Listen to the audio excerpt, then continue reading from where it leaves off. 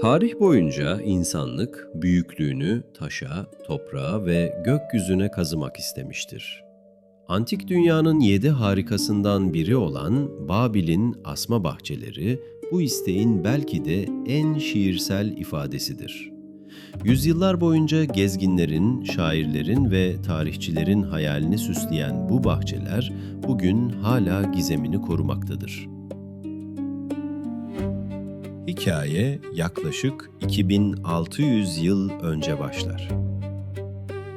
Dönemin en güçlü imparatorluklarından birini yöneten Babil kralı II. Nebukadnezar, genç ve güzel eşi Amitis için derin bir sevgi beslemektedir. Amitis, bugünkü İran topraklarına karşılık gelen Med krallığından gelmektedir. Yeşil dağların, serin ormanların ve akan suların ortasında büyüyen bu kadın, kendini Mezopotamya'nın düz ve kurak ovalarında yabancı hissetmektedir. Efsaneye göre Nebukadnezar, eşinin özlemini dindirmek için ona bir mucize armağan etmeye karar verir.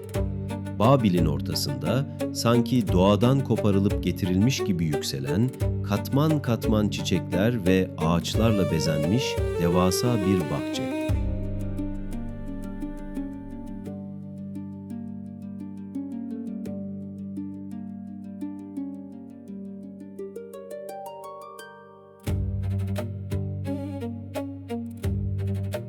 Antik kaynaklar bu bahçeleri büyüleyici ayrıntılarla aktarır.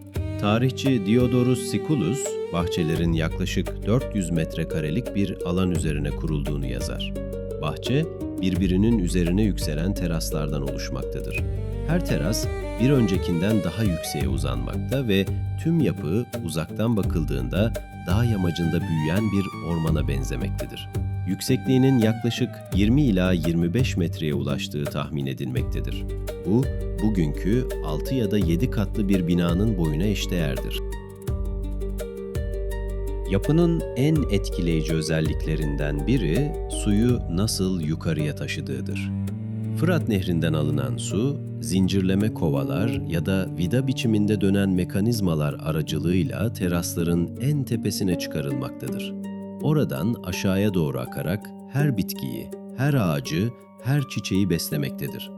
Mühendislik açısından bu sistem, döneminin çok ötesinde bir düşüncenin ürünüdür. Çünkü suyun yukarıya taşınması, antik çağda olağanüstü bir teknik bilgi gerektirmektedir.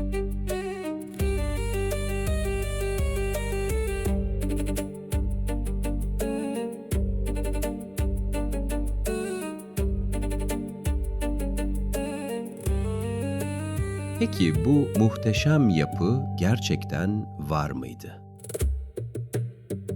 İşte burada tarih gizemini korumaya başlar. Asma bahçeler, antik dünyanın 7 harikası arasında en az arkeolojik kanıta sahip olanıdır. Babil kalıntıları yüzyıllardır araştırılmış, kazı çalışmaları derinlemesine sürdürülmüştür. Ancak bugüne kadar hiçbir arkeolog bu bahçelerin kesin yerini saptayamamıştır.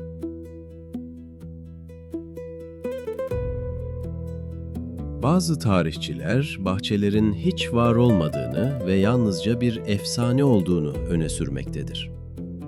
Öte yandan başka araştırmacılar bahçelerin Babil'de değil, yüzlerce kilometre kuzeyde yer alan Asur'un başkenti Ninova'da bulunduğunu iddia etmektedir.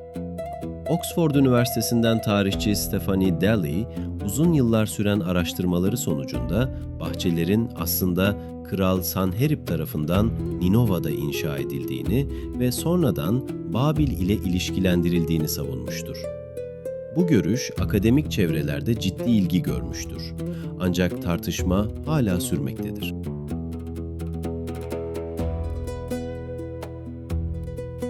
Babil'in asma bahçelerini bu kadar büyüleyici kılan belki de bu belirsizliktir. Çünkü tam olarak nerede durduğunu bilmediğimiz bir yapı, hayal gücümüzün sınırsız bir inşaat alanına dönüşür. Gerçek olan şudur ki, bu bahçeler ister Babil'de, ister başka bir yerde inşa edilmiş olsun, bir sevginin abidesidir.